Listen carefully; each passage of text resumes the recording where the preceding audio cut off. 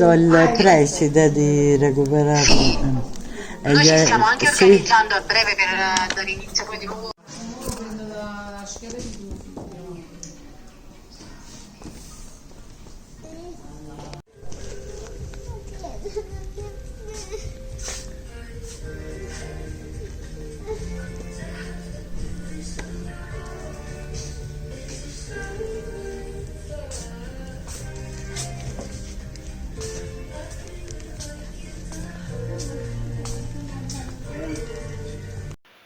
अस्सलाम वालेकुम जी, मेरी प्यारी सी यूट्यूब फैमिली, क्या हाल चाल है आप सबकी। उम्मीद करती हूँ सब ठीक होंगे। अल्लाह ताला आप सबके लिए आसानियाँ करे।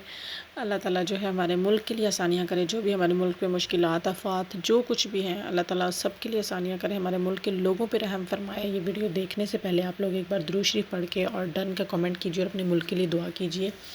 खैर जी, व्लॉग को शुरू करते हैं। आज मैं जो है ना वो आज आप लोग सोच रहे होंगे मेरी ये बहन कहीं ना कहीं जाती रहती है, तो आज मैं बहुत बहुत ज़रूरी काम जो है वो मैंने निपटाना था। पिछले 2 व्लॉग्स ऑब्वियस है पाकिस्तान से रिलेटेड आए हैं, तो इतना तो हिंट सबको मिल ही गया होगा कि we are planning for Pakistan, कि मैं पाकिस्तान का प्लान हम बस सोच रहे थे जाएंगे नहीं जाएंगे, लेकिन अल्लाह ताला है ना वो सबब बना ही देता कोई ना कोई। अदरवाइज़ अभी तक कोई प्लान नहीं था ऐसा जाने का। यही सोचा था कि अभी मज़ीद एक साल बाद जाएंगे, तो लेकिन ये है कि बस अल्लाह ताला को जब जो वक्त मंजूर होता है ना, तो वो उससे पहले ये काम करना बहुत ज़्यादा ज़रूरी था। जैसे कि आप सबको पता है कि वेकेशंस चल रही थी, लेकिन अब सितंबर स्टार्ट हो गया, तो वेकेशंस जो है वो ऑब्वियस है ख़त्म हो गई बच्चों की।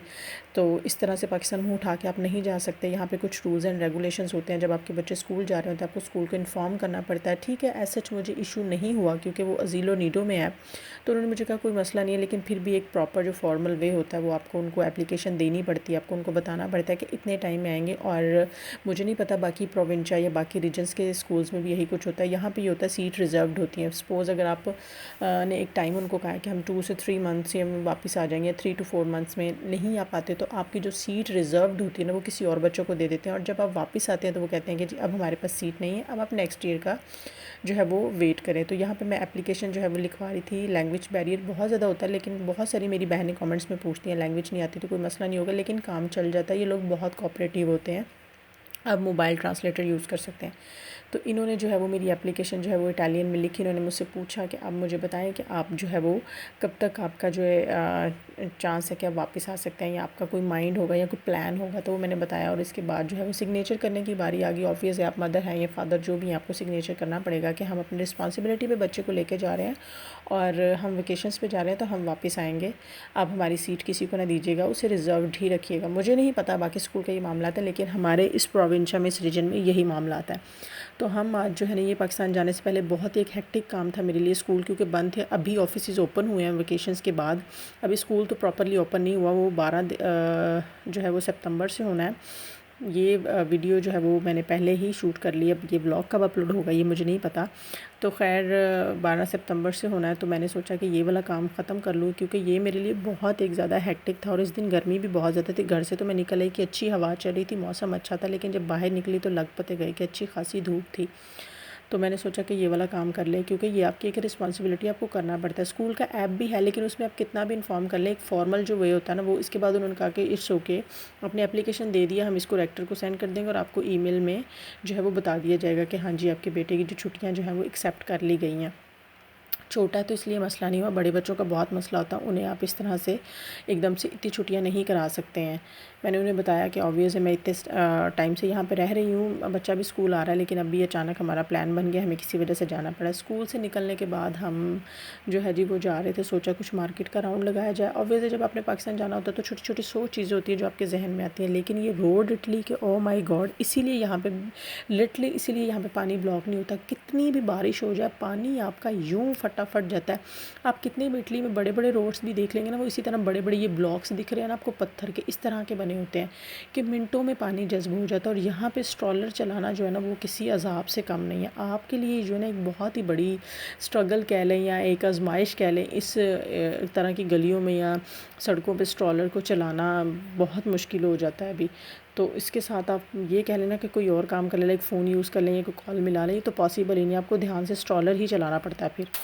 खैर स्कूल का काम शाम करके हम आ गए थे जी एज़ यूजुअल मेरे फेवरेट स्पॉट एचएम में क्योंकि अवलिनो में मुझे यही पसंद है। और तो मुझे अवलिनो में बहुत सारी शॉप्स हैं बच्चों की, ऐसा नहीं है, ऑब्वियस भी है, सब कुछ है, लेकिन ऑब्वियस जो है ना उसमें चीज़ें आपको मिल जाती हैं लेकिन एक्सपेंसिव मिलती हैं।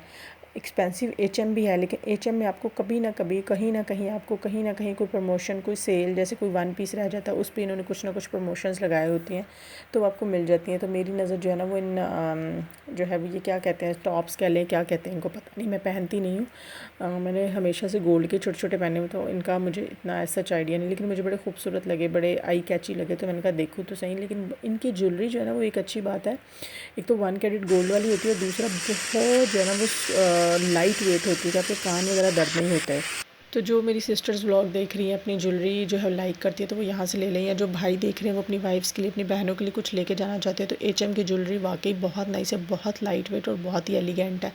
और कपड़े की क्वालिटी तो इनकी वाकई, मतलब कपड़े की क्वालिटी तो अच्छी है ही है। तो मैं इनके हमेशा जो है वो, मेरा कोई काम नहीं होता ऊपर वाले सेक्शन में, मैं हमेशा जो है वो इनके लोअर सेक्शन में जाती हूँ कि वहीं पे ज़ाया है ना बच्चों का सारा होता है, और मुझे जो है वो चीज़ें देखनी होती है वहीं पे हमेशा अपने बेटे के लिए कोई शर्ट वर्ट, मुझे जो भी पसंद आता है। मुझे ये नहीं होता कि मैंने एक दिन पूरा प्लान करके शॉपिंग पे जाना और मैंने ढेर सारी शॉपिंग करनी है। मुझे कि मैं बाहर नहीं तो एक चक्कर लेते हैं, अगर आपको कोई 1 पीस मिल जाता है, 2 पीस मिल जाता है तो आपको वो रीज़नेबल प्राइस में मिल रहा है तो आप उसको जो है वहाँ से उठा लें तो बेहतर है।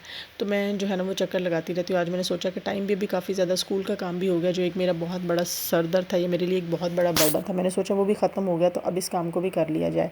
तो इसलिए जी हम, और ये ना बड़ा वो एक पुरसकून मार्केट है, आपको कोई शोर शराबा कुछ ऐसा नहीं दिखेगा, आप आराम से अपनी शॉपिंग कर सकते हैं।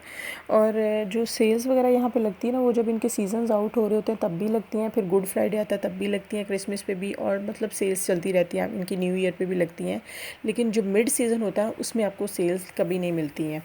लेकिन यह है कि आपको बीच बीच में जो है वो उनके चक्कर लगाना पड़ता है, तो फिर आपको पता लग जाता है कि सेल जो है वो किस तरह की लगती हैं।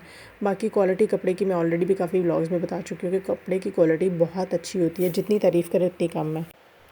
खैर जी, यहाँ से हमें जो कुछ पसंद आया वो हमने ले लिया। अब हमने सोचा कि घर की तरफ निकलते हैं, इससे पहले कि हम मज़ीद जो है वो कबाड़ा करें और घर जाके खाने शाने का इंतज़ाम भी करना था कि मेरे हस्बैंड के आने का टाइम हो जाता है। इस व्लॉग को बनाने का मकसद ये था कि जब भी आप वेकेशंस प्लान करें और स्कूल्स ओपन हो बच्चों के, तो हमेशा पहले प्लानिंग से पहले बच्चों के स्कूल में जाकर बात कर ले। यहाँ पर ऐसा नहीं होता कि पाकिस्तान में जैसे आपने एक एप्लीकेशन दे दी या किसी भाई बहन से कहलवा दिया कि कह देना आज मेरा भाई या बहन स्कूल नहीं आएगा, इस तरह से नहीं होता। रूल्स एंड रेगुलेशंस को फॉलो करना पड़ता है यहाँ पे, अदरवाइज़ वो फिर आप से पूछते हैं कि बीइंग पेरेंट्स आप बिल्कुल भी रिस्पॉन्सिबल नहीं है कि आपके बच्चे की स्टडीज़ का जो है वो हर्ज हो रहा है। क्योंकि जब भी इंसान अपने मुल्क जाता है ना, बाकी भी बहुत सारी चीज़ें प्लान होती हैं, क्या करना है, किस तरह से करना है, टिकट्स ये वो, कब जाना है, वापसी कब की करनी है। लेकिन ये जो है ना, जब आपके बच्चे स्कूल गोइंग होना तो ये एक बहुत बड़ी टेंशन हो जाती है। बड़े बच्चों की तो एक अलग बात है, छोटे बच्चों की भी होती है कि अच्छा वो आएंगे, एक लैंग्वेज बैरियर भी होता है हमारे बच्चों के लिए कि थोड़ा उन्होंने सीखा होता है, फिर गैप आ जाए दरम्यान में 2-3 माह का या 1 माह का, तो वो एक बड़ा जो है ना आपके लिए हेक्टिक सी चीज़ हो जाती है कि अच्छा अब हम क्या करें।